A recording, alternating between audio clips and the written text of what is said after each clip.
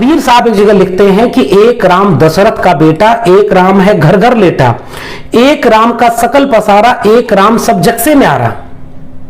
एक राम है या कई राम है? कई राम है तो कई रामायण भी होंगी। आप कितने राम और रामायण को जानते हैं? अल्लामा इकबाल की एक नज्म को खूब प्रचारित किया जाता है कि लबरेज है शराब हकीकत से जाम हिंद, सब फलसफी है खित्ता मगरिब के राम हिंद, है राम के वजूद पे हिंदुस्तान को नाज, अहले नजर समझते हैं उसको इमाम हिंद। क्या वाकई पूरे हिंदुस्तान को राम पर नाज है? या यह भी एक सच है कि इसी भारत देश के अटूट हिस्सों में रावण की पूजा भी होती है, रावण का मंदिर है, रावण को मानने वाले लोग भी हैं।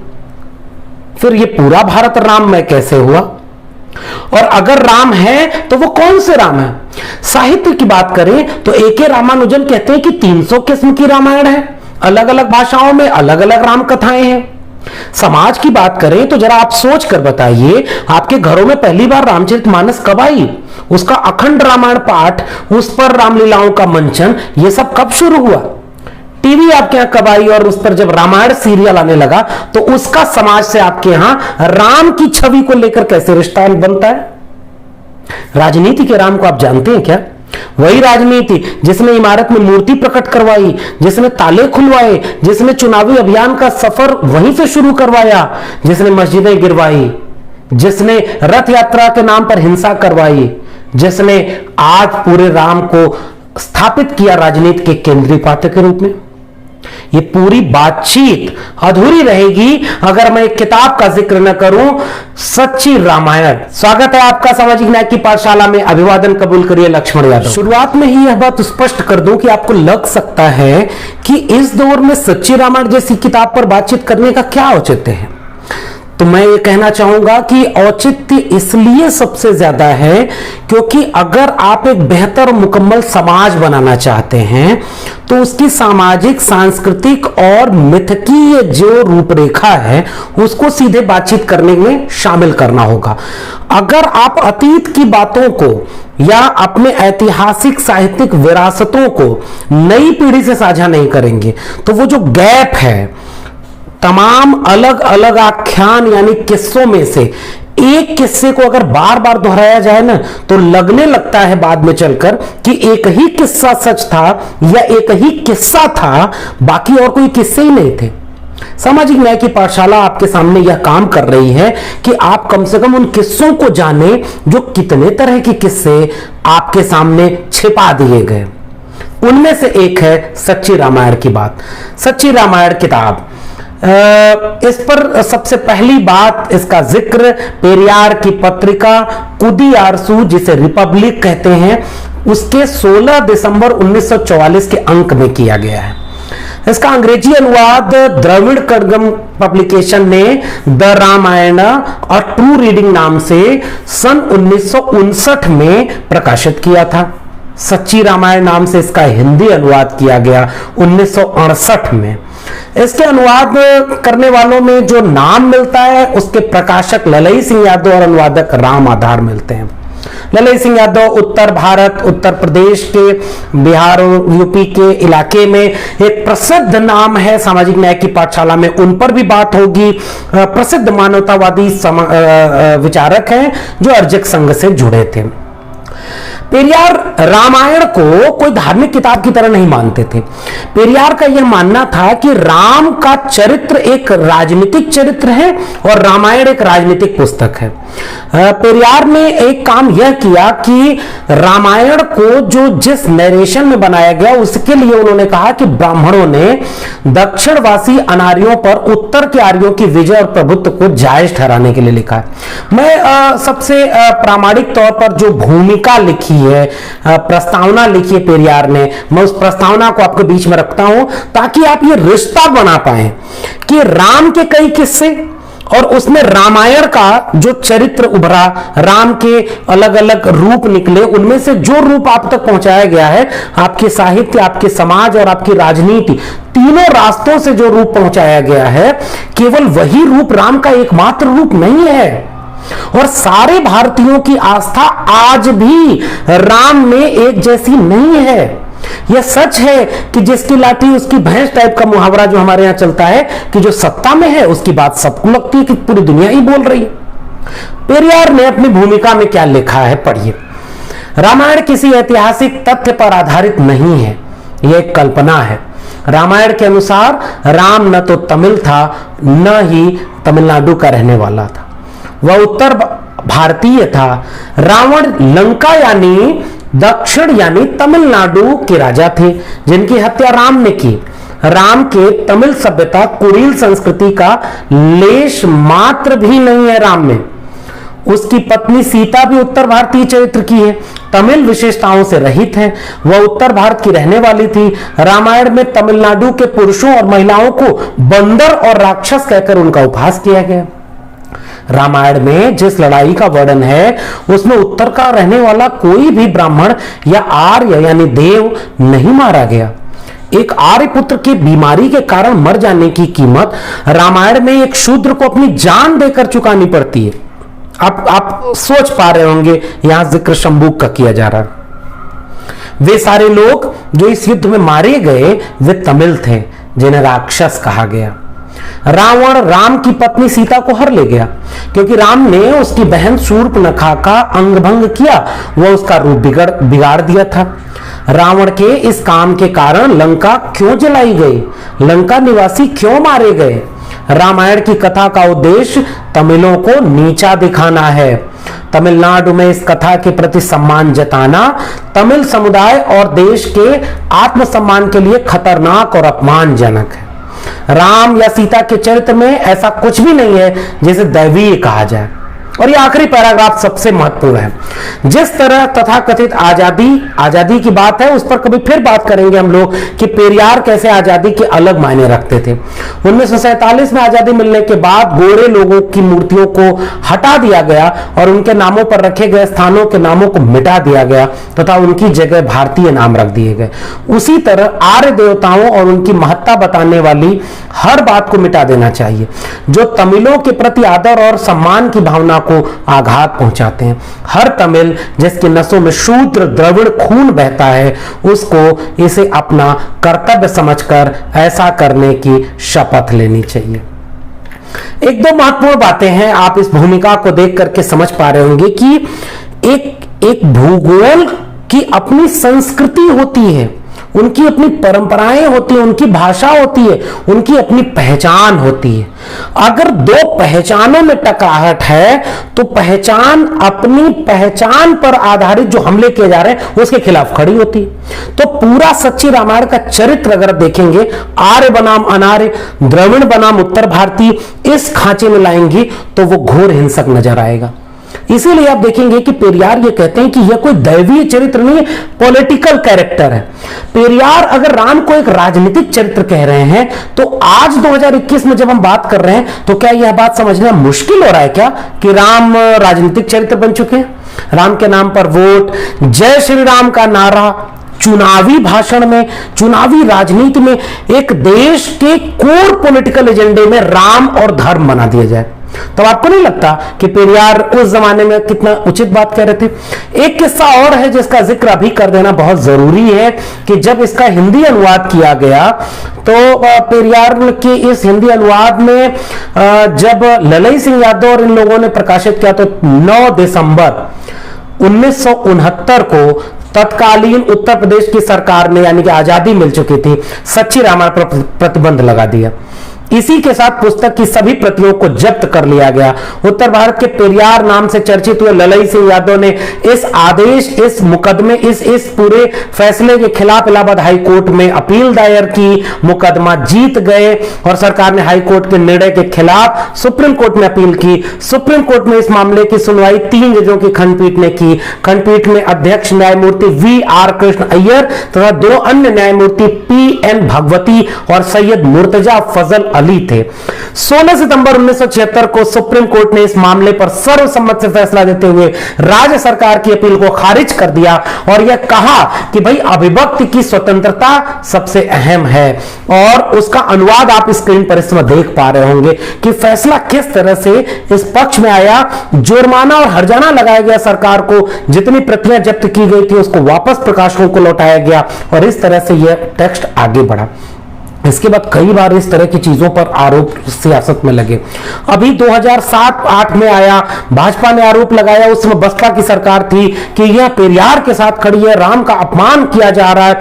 अभी पिछले दिनों मद्रास में भी एक मामला आया जब ये कहा गया कि जो ईश्वर को मानता है वह मूर्ख है, जिसने ईश्वर को बनाया है वह धोखेबाज है। इस तरह का जो कोटेशन है वो पेरियार की मूर्तियों के नीचे जो लगा है उसको हटा देना चाहिए। मद्रास हाईकोर्ट ने भी कहा कि पेरियार खुद इस विचार का पालन करते थे और इसकी आजादी है कि उनकी मूर्ति के नीचे उनके विचार लिखे जाएं। तो सियासत कैसे इसका इस्तेमाल करती है, लेकिन फिर भी एक खास तरह की जो सामाजिक और सांस्कृतिक चेतना है उसके बीच आपको सच्ची रामायण पढ़ना चाहिए। सच्ची रामायण में पेरियार ने जो सबसे महत्वपूर्ण काम किया है कि आप याद रखिए, एक रामायण है जो वाल्मीकि रामायण है और वाल्मीकि रामायण के बाद जब रामचरितमानस, जिसे आज आप रामायण कहते हैं ना, बेसिकली वो रामचरितमानस है, तुलसीदास ने लिखा है। तो उसमें वाल्मीकि रामायण में जैसे देखिए कि सीता निर्वासन का प्रसंग है कि कैसे सीता को जंगल में भेज दिया गया, रामचरितमानस में आपको वो नहीं मिलेगा। शंभूक वध वाल्मीकि रामायण में मिलेगा, रामचरितमानस में हटा दिया गया। तमाम प्रसंग ऐसे हैं जिसको काल क्रम के अनुसार तुलसीदास ने नए ढंग में पेश कर दिया। और कभी आपको पढ़ना चाहिए रांगे राघव, राहुल सांकृत्यायन, शिवदान सिंह चौहान, यशपाल, इन सारे लोगों ने रामचरितमानस की कठोर मजम्मत की है। मुक्तिबोध का एक लेख पढ़ना चाहिए कि मध्यकालीन साहित्य के अध्ययन के कुछ पहलू, और ये सारे लोग ये बताते हैं कि जिस समय कबीर और निर्गुण पंथ पूरे भारत में या खासकर उत्तर भारत में एक तार्किक वैज्ञानिक बुद्धिवादी चेतना का प्रसार कर रहे थे, तुलसी ने जो राम कथा संस्कृत में थी उसे जन भाषा यानी अवधि में लिख करके आम जनता के बीच कूप मंडूकता का शिकार बनाने की एक साजिश रची। मुक्तिबोध तो यहां तक कहते हैं कि एक प्रगतिशील भक्ति आंदोलन तुलसीदास के बाद खत्म हो गया, क्योंकि सामंत विरोधी मूल्य जिनके खिलाफ ये भक्ति आंदोलन सामंत विरोधी मूल्यों के साथ खड़ा हुआ था, तुलसीदास उन सामंती मूल्यों समझौता करते। कभी साहित्य की इस बहस को भी पढ़िएगा, जानना चाहिए आपको।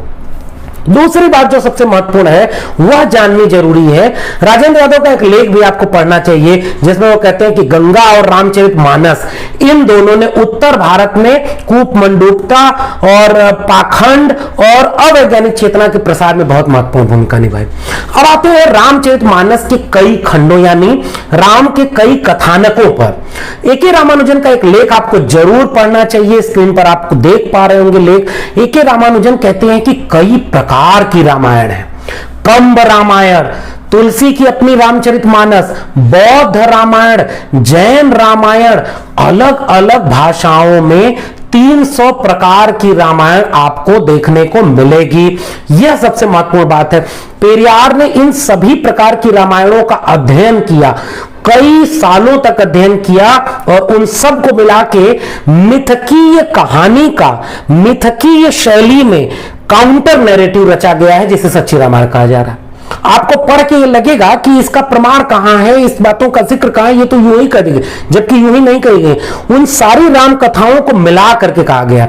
और एक बात और ध्यान रखिएगा, राम कथाओं में इतना अंतर है ना कि अगर एक राम कथा, अभी तो मैं जिक्र नहीं कर रहा हूं क्योंकि समय कम है, किसी और वीडियो में जिक्र करूंगा जरूर, कि अगर आप एक राम के चरित्र को अगर कायदे से जान लें तो आपको लगेगा जो आज राम का चरित्र दिखाया जा रहा है ये तो गलत है।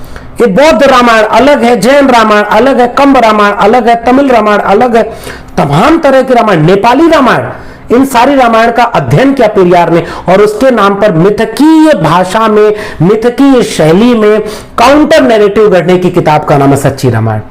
अगर आप उसके पूरे पृष्ठभूमि को देखेंगे, सच्ची रामायण की पूरी उस अनुक्रम को देखिए जो आपकी स्क्रीन पर दिख रहा होगा।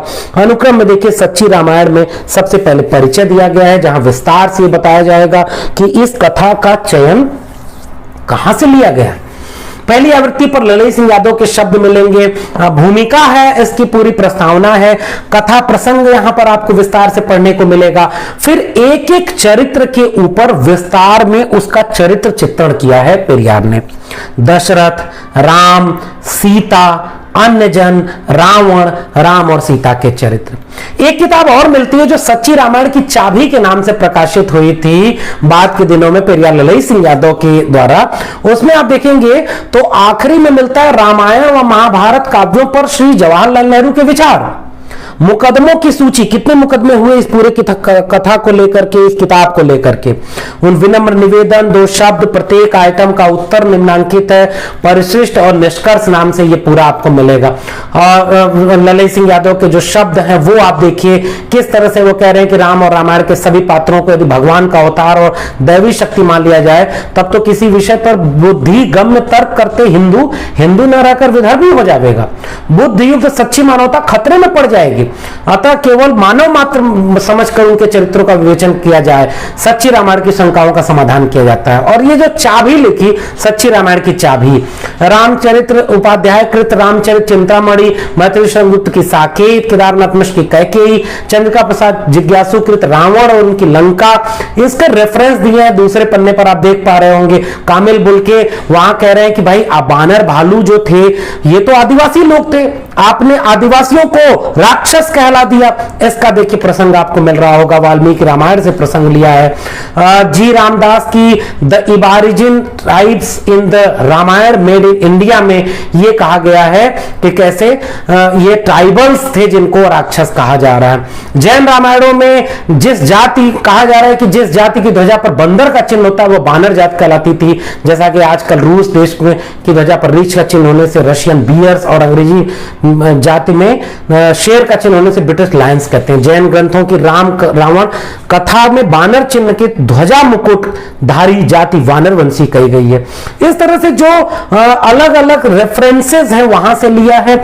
आप दशरथ के चित्र की बात करेंगे तो आप देखेंगे दशरथ को किस तरह से चरित्र अलग अलग करके बताया गया है। अगर आपको विस्तार में इस किताब को पढ़ना है तो इसके डिस्क्रिप्शन बॉक्स में जाइए, पीडीएफ डाउनलोड करने का लिंक आपको मिलेगा। फिर आप देखिए राम के चरित्र का क्या क्या विश्लेषण है और एक व्यक्ति के रूप में, एक राजा के रूप में, एक पति के रूप में, एक मनुष्य के रूप में इन चरित्रों का एक प्रतिपाठ किया जा रहा है, एक दूसरा काउंटर नैरेटिव पेश किया गया है। चाहे वो सीता हो, चाहे वो लक्ष्मण हो, चाहे राम हो, दशरथ हो, इन सारे चरित्रों के साथ अन्य जन में भरत का जिक्र मिलेगा आपको। शत्रुघ्न एक महान मूर्खतापूर्ण बात करने के लिए कहा गया। इन सभी पात्रों का अलग किस्सा आपको मिलेगा क्योंकि आप रामायण, रामचरितमानस और टीवी सीरियल वाले रामायण से ही अपनी एक छवि बना चुके हैं। तो सच्ची रामायण इसलिए भी पढ़नी चाहिए कि क्या एक ही मिथकीय चरित्र के कई रूप थे क्या? ये आपको रामायण, सच्ची रामायण किताब पढ़ने को मिलेगा।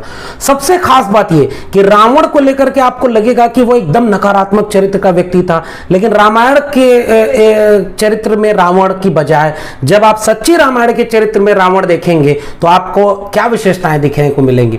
वह एक महान विद्वान था, बहुत बड़ा संत था, वेद शास्त्रों का ज्ञाता था, अपने संबंधियों और प्रजा का दयालुता पूर्वक पालन करता था, वीर योद्धा, शक्तिशाली पुरुष, शूरवीर सिपाही, पवित्र आत्मा, परमात्मा का प्रिय पुत्र, वरदानी पुरुष, जैसे क्या क्या। बंगाली रामायण का जिक्र इसी में आपको मिलेगा। तो वहां देखने को मिलेगा बौद्ध धर्म को स्वीकार कर लिया था और एक बहुत वीर पुरुष व्यक्ति था जो रावण ने रण क्षेत्र में मरते समय राम को अपने पास बुलाकर दयालुता के सिद्धांतों तथा राम के द्वारा उसके साथ किए गए छल कपट युद्ध के विषय में उसके कानून बताया था। कीरतवास रामायण में पाते हैं कि रावण सत्यता का उपदेश देता था। यानी अलग अलग किस्सों में राम और सीता, लक्ष्मण, इनसे लेकर के रावण तक के जो चरित्र हैं वो किस तरह अलग अलग आपको मिलेंगे। इसमें आगे जब आपको देखने को मिलेगा तो उस किस्से का एक मिथकीय चरित्र का मिथकीय शैली में ही प्रति उत्तर दिया गया है कि विष्णु के अवतार राम थे या नहीं थे, राम के चरित्र की क्या क्या सीमाएं हैं, रावण के चरित्र की क्या क्या विशेषताएं थी जिन्हें छुपा दिया गया। फिर कोर्ट का आदेश देखने के बाद आप देखेंगे इस किताब में जो ललई सिंह यादव का आखिरी का जो संदर्भ जोड़ा गया है उसमें रामायण व महाभारत काव्यों पर नेहरू के विचार भी शामिल किए गए हैं। और जो स्क्रीन पर आप देख पा रहे हैं, प्रधानमंत्री ने कहा यदि हम कोई गलत कदम उठाते हैं तो हमारी परेशानियां बढ़ जाएंगी। स्थायी भाव से महान शक्ति होती है और जब अनुचित दबाव के भय का स्थायी भाव पैदा हो जाता है तो उसका प्रतिघात बहुत बुरा होता है। और वो कहते हैं कि तमिलनाडु के विषय में दक्षिण में यह आंदोलन उनकी भाषा और उनकी जीवन शैली के कैसे खिलाफ है। महाभारत की कथा में एकलव्य की बात आती है और रामायण की कथा में शंभूक की बात आती है। उसका जिक्र आपको बहुत विस्तार में इस किताब में देखने को मिलेगा। अंत में आप देखेंगे कि इतिहासकारों का अलग अलग जो संदर्भ है वो आपको मिलेगा। आइटम नंबर में आपको विस्तार से एक एक कथा का दूसरी कथा से तुलना करते हुए राम कथा को विस्तार में समझने की चाबी दे गई है।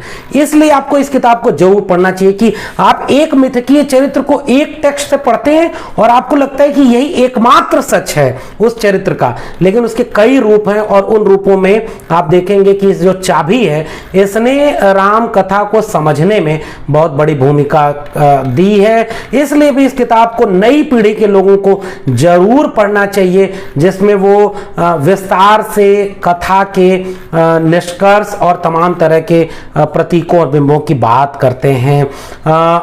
इतिहासकारों का जिक्र करते हैं कि अलग अलग इतिहासकारों ने क्या क्या कहा है।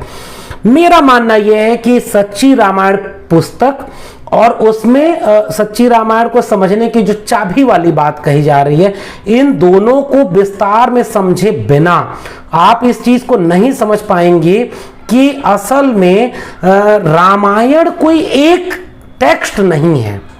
तो हम जब एक मुकम्मल देश बनाना चाहते हैं और उस दौर में जिस दौर में एक मिथकीय चरित्र को पूरे सांस्कृतिक इतिहास पर ऐसे आरोपित किया जा रहा है कि जैसे वही एकमात्र सच है, तो उस मिथकीय चरित्र को उसी मिथकीय खांचे के भीतर प्रतिपक्ष के जरिए, प्रतिपक्षी विचारों के जरिए, प्रतिपाठ के जरिए, हाशिए पर ढकेल दी गई उन टेक्स्ट के जरिए समझने की कोशिश की गई है सच्ची रामायण में, जिनको आपको पढ़ने नहीं दिया गया।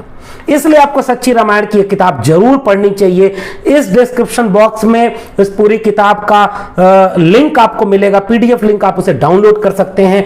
और विस्तार में आपको ये किताब के बारे में और क्या लगा, आपको वीडियो कैसी लगी, ये सब बातें भी आप अपने कमेंट में जरूर लिखिएगा ताकि आगे हम बातचीत करने में उन्हें शामिल कर सकें।